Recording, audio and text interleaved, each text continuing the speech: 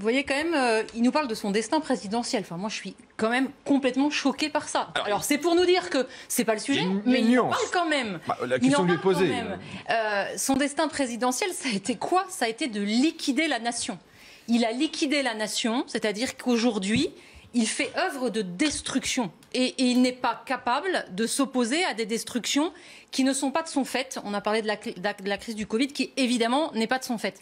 Mais aujourd'hui, à travers toute la question migratoire qu'on a abordée tout à l'heure, à travers la question de la culture aussi, parce qu'il ne faut pas oublier, Gabriel Attal nous a parlé du magnifique patrimoine culturel et gastronomique à Blois, mais il n'empêche qu'Emmanuel Macron, c'est aussi celui qui nous a dit qu'en France, il n'y avait pas de culture française, mais qu'il y avait des cultures qui s'exprimaient en France. Donc, autrement dit, Emmanuel Macron, c'est vraiment celui qui, aujourd'hui, dont on peut dire aujourd'hui qu'il a liquidé et nié tout ce qui faisait la France. Les frontières, parce que la définition d'un pays, c'est d'abord une définition géographique. Négation des frontières. Ligne post-nationale. Souveraineté européenne et non pas nationale. C'est l'homme qui a liquidé la dignité de l'être humain. Avec une approche transhumaniste, on l'a vu dans les lois de bioéthique, que ce soit autour des questions liées au début de la vie ou à la fin de la vie. Celui qui aussi a une ligne multiculturaliste où finalement on se met à genoux devant ceux qui nous attaquent par esprit d'ouverture, par bien-pensance, par politiquement correct, parce que justement, finalement, si aujourd'hui les barbares nous attaquent, comme le dit Arnold Toynbee, c'est justement parce que nous déclinons de nous-mêmes. Et il n'a fait qu'entretenir ça. Alors si avec un bilan comme ça, il ose se représenter en 2022, il faut que l'opposition, et j'ai envie même de dire la résistance, elle se manifeste dès aujourd'hui. Et la résistance, c'est quoi pour les Républicains dont je suis, puisque mon parti est un parti associé aux Républicains, eh bien, c'est de refuser toute compromission, y compris localement, dans les départementales et les régionales. Parce que précisément, nous n'avons pas le droit de donner à Emmanuel Macron l'ancrage local qui lui manque.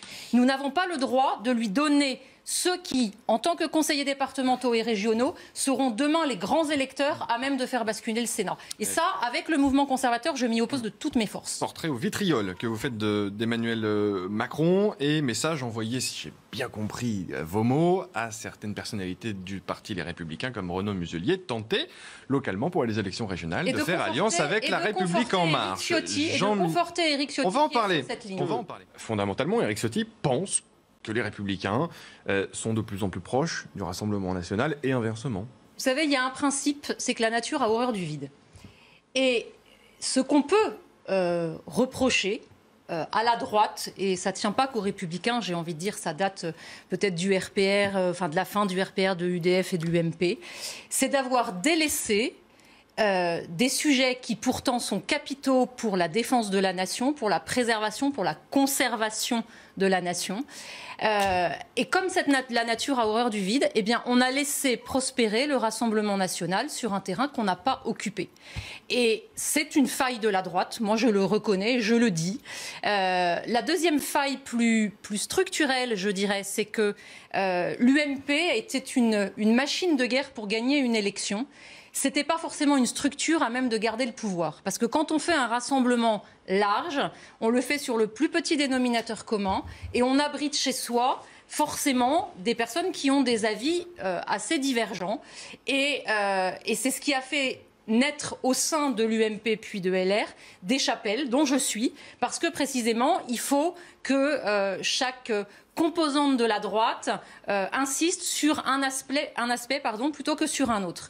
Et aujourd'hui, il y a, je pense, quand même, face justement à la déliquescence dans laquelle nous met En Marche, une prise de conscience que ce qui est en danger, c'est la nation. La nation dans son histoire, dans sa géographie, dans sa culture. Autrement dit, la droite, il est bien évident, ne pourra pas nier sans cette aile conservatrice qui le lui rappelle. Donc aujourd'hui, la ligne que défend Éric Ciotti, c'est celle-là. Et c'est pour cela que je la défends, moi aussi. Est composée en fait d'une diversité en fait dit de personnalités qui viennent du MoDem, de l'UDI.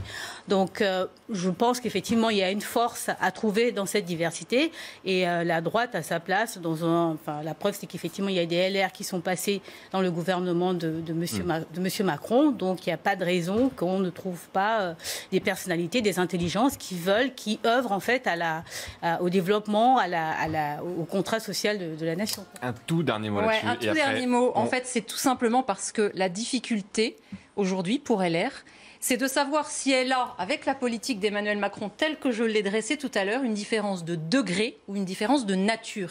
Si elle a juste une différence de degré, alors ok, dans ce cas-là, on y va. On va corriger à la marge la politique globale d'Emmanuel Macron. Si en revanche on a une différence de nature, ça veut dire qu'on ne pose pas sur la société et sur la conception même de l'homme le même regard. Et là, on ne peut plus. Andréa Cotarac, mais avoir vraiment en 3 mots,